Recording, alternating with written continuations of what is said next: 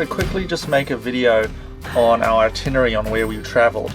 So we went for about 10 days and we started in Christchurch.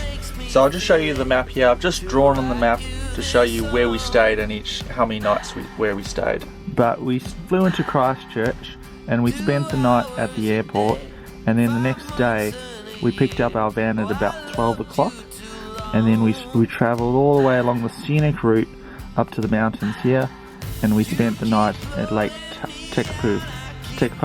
Yeah, Lake Tekpo. Anyway, we spent the night at Lake Tekpo, and then the next day, night 3, we drove all the way up to Mount Cook, the Mount Oraki National Park, and spent the night there. And then the next morning we went for a hike to the Mount Cook, and that was positively the best hike in the world. It was really good. And then after night 3 we travelled all the way down to Wanaka, and we spent one night there, and then I did a shoot at the Wanaka tree, and then we travelled all the way up to visit the Blue Pools, which was really cool. And then we found a campsite. There's a few freedom camping spots around here, but we found this one called Kids Bush. And then we went all the way down through Wanaka again, but we didn't stay there.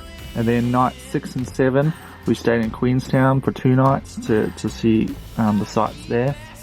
Then we drove all the way down around to Tianu. We were going to stay there, but we decided it was raining, so we drove all the way to Knobs Flat over here, and we freedom camped there for the night.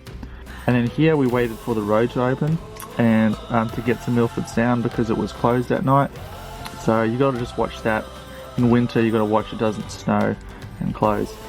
So after that we got through to Milford after 3 p.m. and then we stayed the night at the Milford Lodge there. Absolutely brilliant. Yeah, the Milford Lodge was amazing. Really nice place, clean facilities, new facilities, really good. And we did a cruise.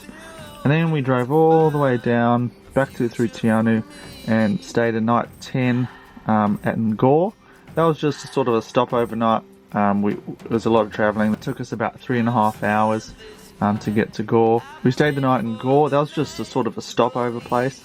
And then we travelled today to get to Dunedin, where we are now, to check out the surf and maybe get some surf shots maybe tomorrow morning. So that's night 11 Dunedin. And then tomorrow night we're going to stay somewhere along here, probably closer to Christchurch, because we've got to stay the night and then get to Christchurch, drop the van off and catch our flight. So that's our total itinerary for this trip. We had about 12 days. So yeah, that's pretty much the tourist route. Everyone does it because for good reason. It's amazing. The locations, the hikes and everything is just really good. And we could have maybe even skied in Queenstown. Some people ski. But we decided to push on and do some more hikes.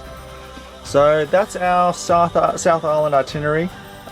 You know, we also wanted to do the west coast, see Franz Glacier and Fox Glacier, but it would be too much driving. We wouldn't have time to spend maybe 2 days in Queenstown, because you can really be pushed for time. We didn't want to be driving the whole time. We found that this sort of route was a good amount of driving mixed with a good amount of rest time.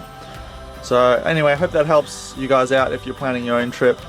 You might find you can spend maybe a few nights in different places. We certainly thought we could spend some more maybe 2 nights at Milford Sound, maybe an extra night in Queenstown, which would be good. All in all, we got to see everything that we wanted to see. Maybe have a look at my other videos of a tour of the van we're in. We're in a wilderness motorhome. It worked really well. And maybe also have a look at the video on how to choose your motorhome for a New Zealand trip in winter.